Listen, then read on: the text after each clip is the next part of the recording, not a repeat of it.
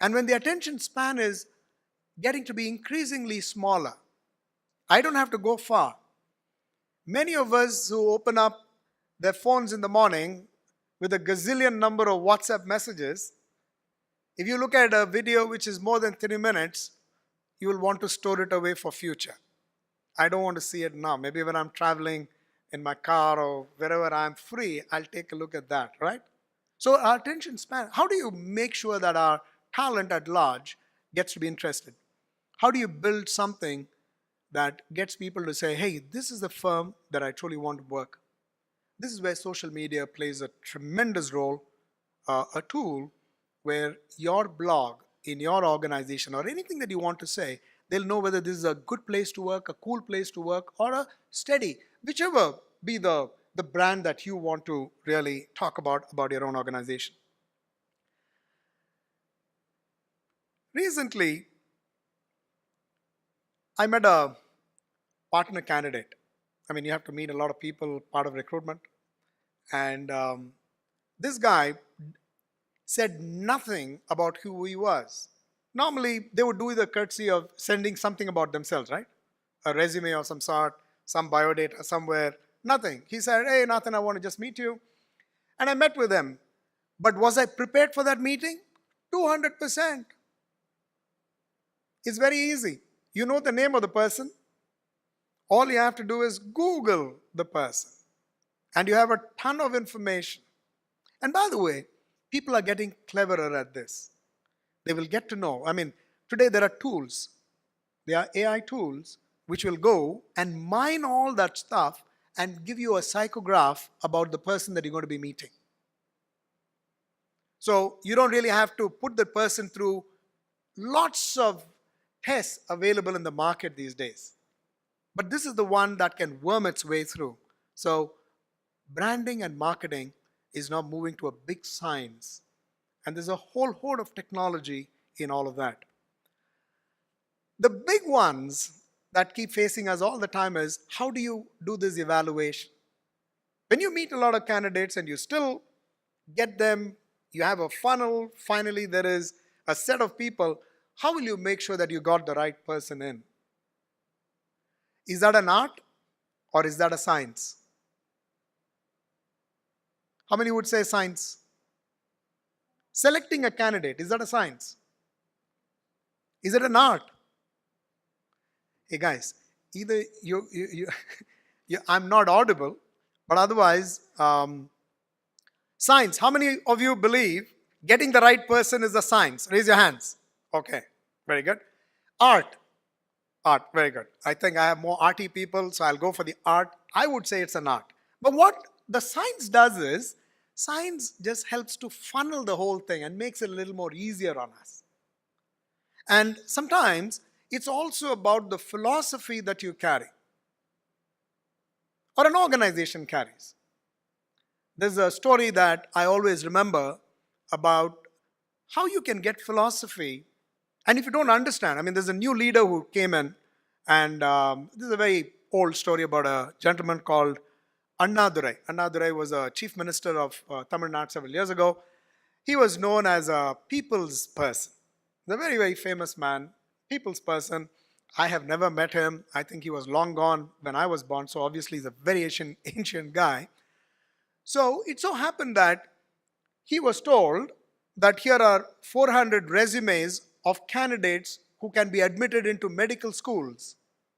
And you can choose 10 because it's your chief minister's quota and you can give it to whosoever you please. Now, in today's day and age, each one of those is worth some. But Annadurai was not like that. So what he did was, he said, give it to me. So he scanned all that stuff in a moment. It's almost like he looks at this whole thing, he picks out 10 of those and he says, take this. And the person was aghast. So he says, you took no more than 10 minutes to do this whole thing. What did you do? So he says, very, very simple. Of all the people that applied, I looked at the signature of the parents who had to say, yes, I'm willing to let my ward come in and get educated to be a doctor of tomorrow. And wherever I found that somebody had his left thumb impression, I looked at only those candidates because I wanted to make sure that in that family, I needed somebody who would be a doctor of tomorrow. So that's a great philosophy. And sometimes, as recruiters, even if you have the science, if you have all the technology, we better understand what's the motivation of the person or the firm or what you really stand for. Today, if you look at what's happening in artificial intelligence, it's really stunning a lot of people. How many of people out here use AI in your organization? Okay, I can see about some 3, 4, 5 hands. Okay. And you will find a lot of that start to come by because this world of tomorrow is a lot around that.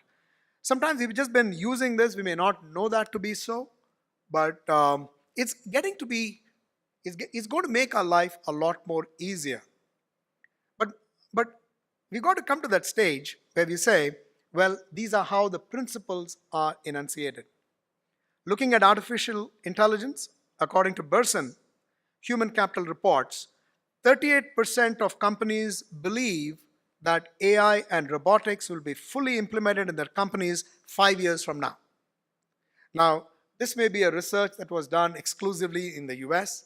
So even if you give a time lag to India of another couple of years, I would believe in the next 5 to 7 years, you will see a lot of that happening here in India as well. Okay, so what is it that an AI can do? Analyze a job description, compare it to a resume, reach out to the candidates via email, and then request that they apply. Once they apply, send back a response. You know, I talked about that singular candidate experience. Today, why are people upset with certain organizations? When you send a mail across to them, it's almost like it's gone into space. You don't really know what's happening. And the only thing that people want is a response, a very simple response. Yes, I've received your resume, and this is what is happening. And by the way, this may happen, may not happen. How do you set an expectation with somebody? How do you communicate with candidates? Sometimes it's overpowering. Many times candidates will come back and say, hey, what happened? I was at this point in the process. So technology can help us with all of this stuff. Quality of hires lies in its ability to use data to standardize what's happening with the candidate experience, knowledge, and skills. This happened in Google some time ago. And what they did was a very simple thing. Every time that you had somebody write out whatever they thought about the candidate and they had to put in those boxes, yes, 5 boxes, yes, strongly agree, disagree at one end, somebody started to collect all that data.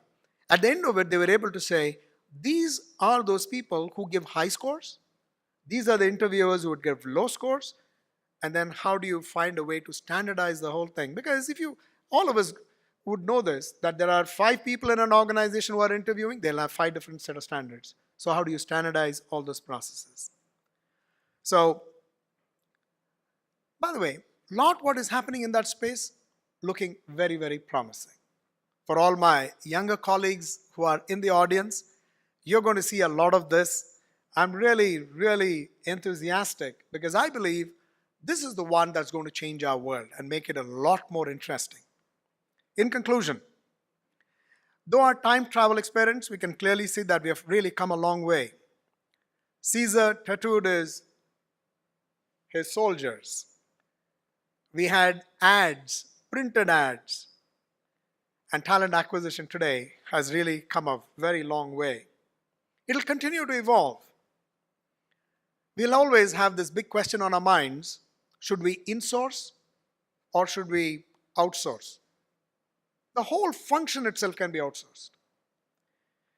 The balance of power, in any case, do you think that we have the power? Organizations have the power?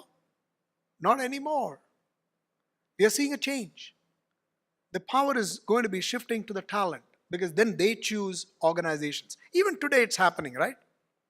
Even today, people who choose to stay in organizations, the power is with them because they can come up and say, sorry, you are not asking me to go, I'm bidding goodbye to you. Isn't it? So that's why, that's the power, the balance of power which used to be with organizations one point in time, today candidates fire an employer. And that's the reason why people who are seated out here, we have a tremendous task on hand. How do we make sure that we put all this science, we put all this art into something where people can come up and say, hey, this makes sense. Several years ago, we brought this to a great science, which is you got all the scores here, there are thresholds, right? You got to clear those thresholds, you give them those tests, everything is done. End of it, we released a list of shortlists who would come in for interviews. There was one boy who knocked on my door and said, excuse me, I didn't make the test. I didn't pass the test. But I promise you that I'm as good as any of these people. I would like a chance. And I looked at my colleague, my business colleague, and the two of us, they said, but how can we break a rule for him? So I said, okay, tell me something which you think you've done really very well in the last 15 days. So he says, I'm a hacker, and my pastime is to bring down the sites of competing, and he named a few countries. And he says, if I find, because I really want to prove that there are security gaps in these places, and that's what I do. I looked at my colleague and I said, maybe we should give this guy a chance. When we brought this gentleman on board, of course, he cleared all the interviews. When he brought this gentleman on board, we have something which is called the Wall of Fame. The Wall of Fame is really a glass, and every quarter, the best software engineer, his name would be etched on that glass. And Shubodh Shakya, I will never forget his name. This happened a long time ago. His name was etched 3 times. Every quarter, Shubodh Shakya's name would be out there. And at the 4th time, we had to go up to him and say, hey, listen, give others a chance, man. All this didn't happen. It's not happenstance, because there was somebody who says, okay, I think I believe in this. Because much of all that you do with all the science that you use, there is a bit of art as well. And there's a bit of heart as well in all that we do. A recruiter in this new world can only add value by building psychological and emotional connects with the candidates. Many of you do a remarkable job of that. Because even if there is no job available today, tomorrow, when there's something that opens up, they'd be very happy to come back to all of us. You and I are in one of the most interesting times. It's a fantastic time for us. Why? Because there's so much of change that's happening right in front of us. And this is a great time to be. This is a great place to be. With this, let me once again thank you for being present here. There's a lot of deliberations this afternoon which takes us closer to the heart of the matter, of what's happening, the science and technology of recruiting. Thank you all very much. You see, this can be very threatening, because we just, at one end, we went through some history, then you're looking at what is predicting the future. So it can be very threatening. Again, even if it's not a question, any observation? Yes, please. Shankar here. Hi, Shankar. First of all, wonderful presentation. I really appreciate the art part of it. And I think talking about technology, it can only enhance what the talent acquisition team can do. I don't look at it as human versus machine. So can you comment on the journey that different companies are taking? I mean, the amount of news around us makes us believe that, oh my God, companies have taken a digital leap and they're all somewhere there. Whereas the real experience that I have seen is many companies are somewhere along the journey. And what's your advice to companies to make this digital push? Because there's a significant cost associated with it. For a lot of businesses, how do you prioritize this over real customer-facing initiatives? So can you talk about some of those challenges? That's a great question. I mean, I always say that if it's If it's a question that I can answer, I will say it's a great question. If it's a question that I cannot answer, I will say it's a fantastic question and then turn it over to Shrikant to respond to. So this is a great question, thank you. I think all of us are in different stages. I don't think there are people here sitting on the edge of the seat saying, I must go back and make sure that I get AI into my organization. I don't think we are there. I also think this whole thing around digital is a lot about where are we in our own journey in our respective organizations. Today we struggle even to take the data that's coming to us and making sure that we have it carefully documented and put into our systems, right? It takes a lot. And by the way, technology also means there are new products that are coming in. And every time there is a new thing which is coming up, how does it talk to systems? All of us know, let's say we are all into this SAP technology, right? So we are all into SAPs. There's a new one that's come in with the workdays, so some of us move to workdays. And there'll be an evolving whole set of new stuff which is coming. But then, that's not going to change very fast, right? So how does a new system speak to the other one? This is not going to be easy. Personally, Shankar, what I've done is, I make sure that I keep speaking to my CIO. I make sure that he understands what is the benefit of bringing this kind of technology. There's always this huge question. How much is it going to cost? Is it worth all that effort? Or am I going to be left behind? I have brought in enormous amount of digitization. So you say all this stuff, but what's the ROI? And organizations, I mean, before I go and make that proposal, I've got to make sure, and right now we are in the thick of all of that stuff, so I can completely relate with this. So if you're going to bring in something new, how will you make sure that you're able to declare that this is the ROI that you're going to get?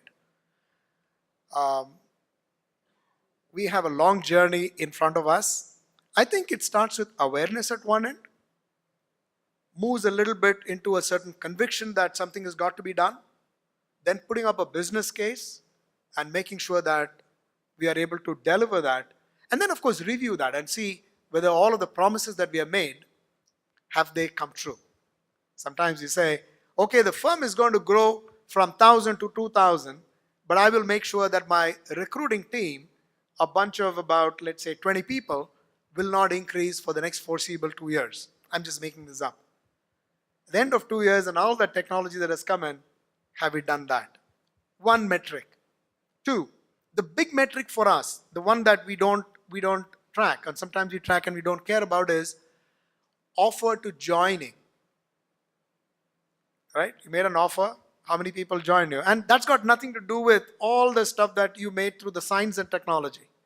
That's through engagement.